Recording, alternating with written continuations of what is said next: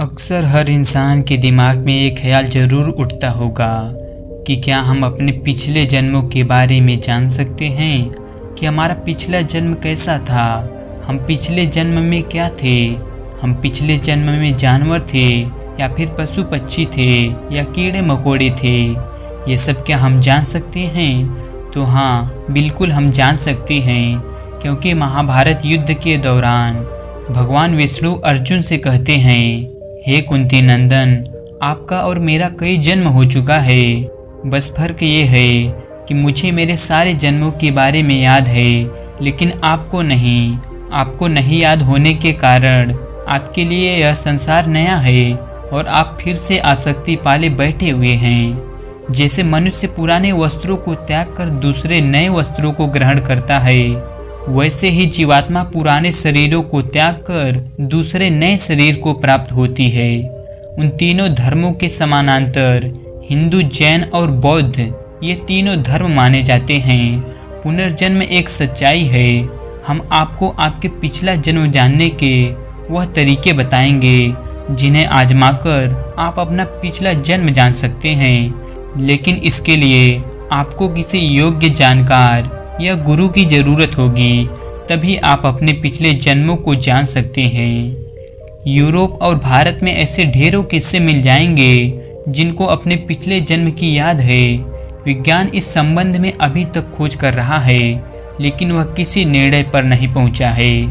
पूर्व जन्म के कई वृत्तांत पत्र पत्रिकाओं व अखबारों में प्रकाशित हुए हैं। इस पर कई किताबें लिखी जा चुकी हैं और बहुत सी फिल्में भी बनी हैं। प्रसिद्ध दार्शनिक सुकरात, प्लेटो और पाइथागोरस भी पुनर्जन्म पर विश्वास करते थे। दुनिया की लगभग सभी प्राचीन सभ्यताएं भी पुनर्जन्म में विश्वास करती थी।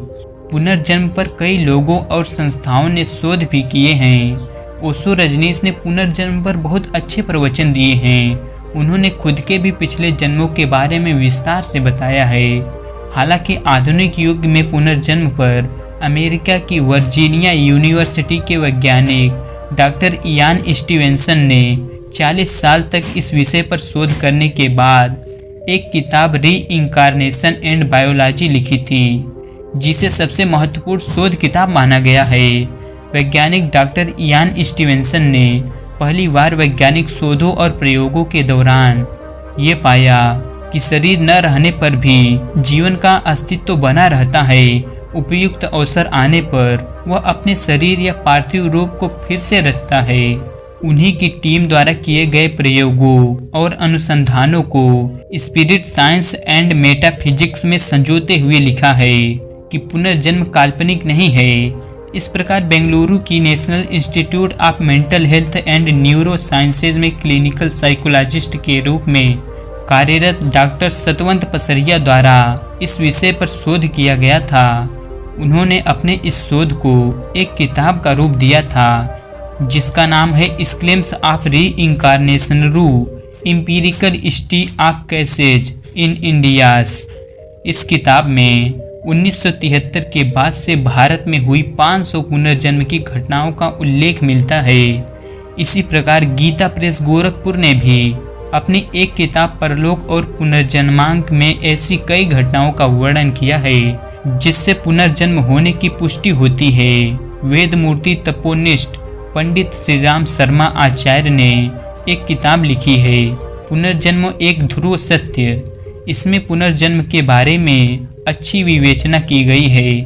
पुनर्जन्म में रुचि रखने वाले को ओशो की किताबें जैसे विज्ञान भैरव तंत्र के अलावा उक्त 2 किताबें जरूर पढ़ना चाहिए। इसके 4 उदाहरण प्रस्तुत हैं। पहला, शांतनु।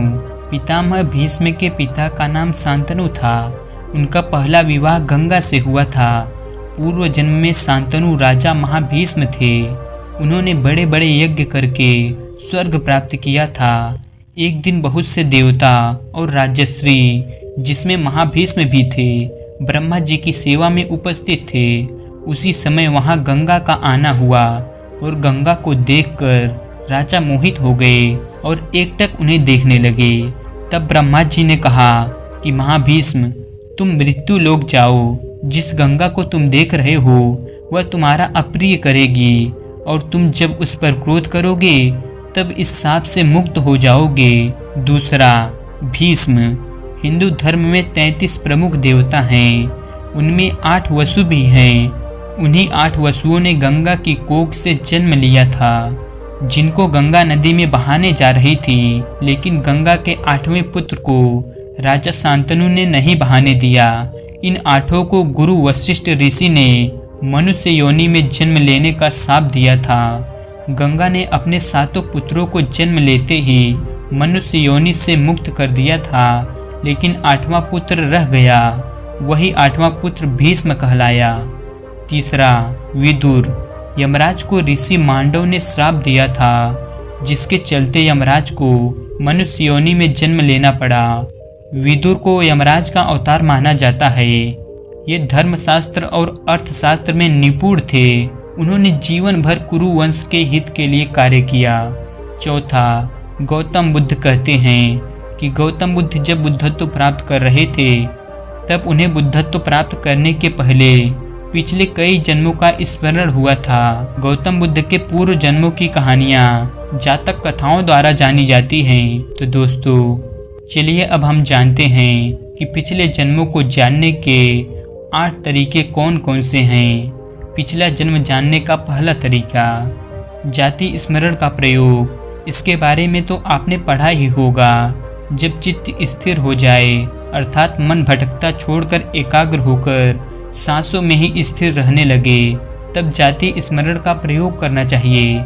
जाति स्मरण के प्रयोग के लिए ध्यान को जारी रखते हुए आप जब भी बिस्तर पर सोने जाएं, तब आंखें बंद करके उल्टे क्रम में अपनी दिनचर्या के घटनाक्रम को याद करें। जैसे सोने से पहले आप क्या कर रहे थे, फिर उससे पहले आप क्या कर रहे थे। तब इस तरह की स्मृतियों को सुबह उठने तक ले जाएं।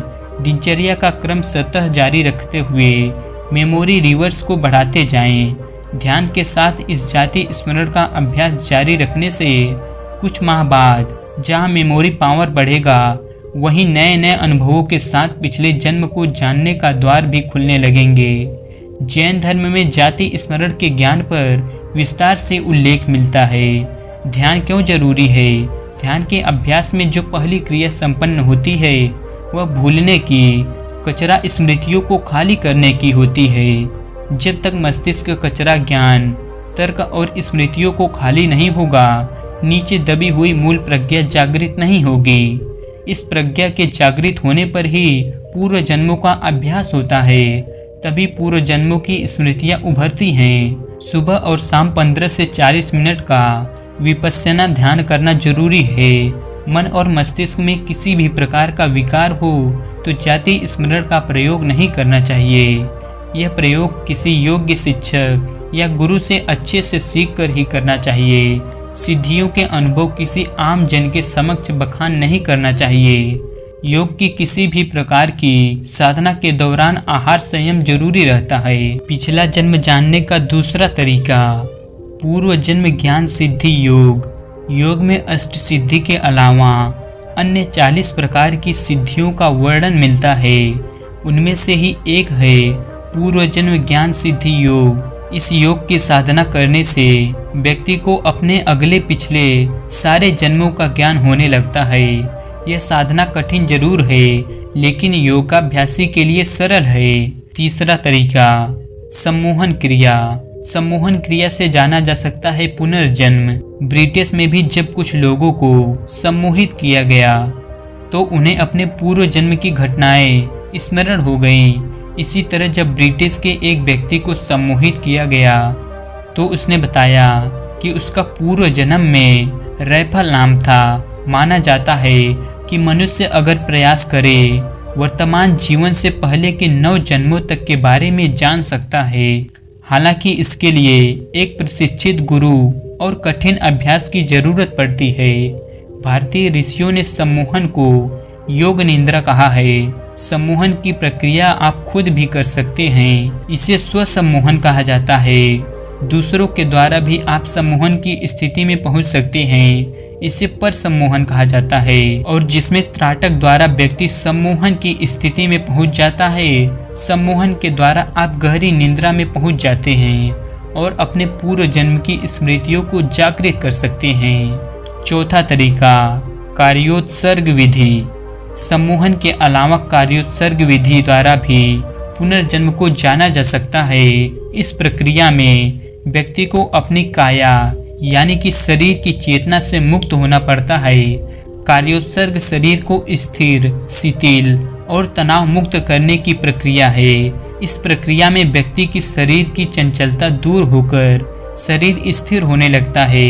शरीर का मोह और सांसारिक बंधन ढीला पड़ने लगता है और शरीर एवं आत्मा के अलग होने का एहसास होता है। इसके बाद व्यक्ति पुनर्जन्म की घटनाओं के बीच पहुंच जाता है।